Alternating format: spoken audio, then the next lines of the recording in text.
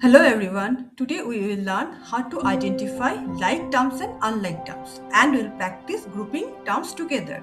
Let's first recall some important algebra words. Constant, a fixed stand-alone numerical number like 5, 10.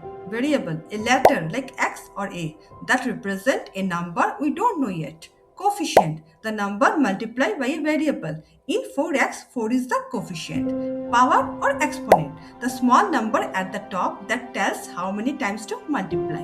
Now let's arrange math. Look around. We shot all day. Book with book, pen with pen, notebook with notebook. Algebra does the same thing. Some are families like terms, some are strangers like unlike term. Meet 70 and 90. Same t-shirt, same power. They are like terms. We can add them. Now try 3 apples plus 2 mangoes. Can you call it 5 mangoes? No, in algebra, 3 apples plus 2 mangoes stays 3 apples plus 2 mangoes. Different letter, different family. These are unlike terms. Power matters too.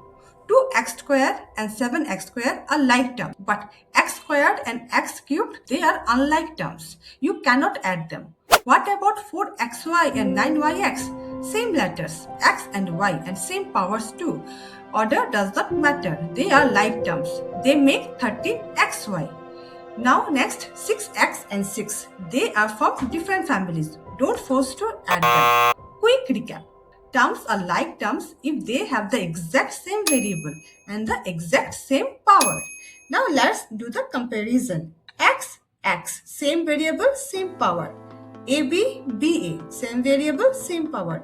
H and 12, they are constants. So all these are like terms. X, Y, different variables. A square, different powers. 2x and 7. One has a variable, one doesn't. So they all are unlike terms. Let's do a quick challenge.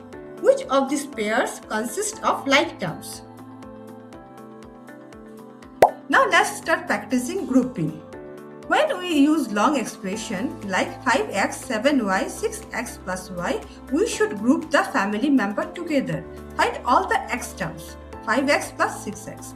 Find all the y terms, 7y plus y. So result will be 11x plus 8y. Now next, 5a square plus 3a plus a square plus 2a plus b. Now first let us group a square, 5a square and 1a square. So it is 6a square.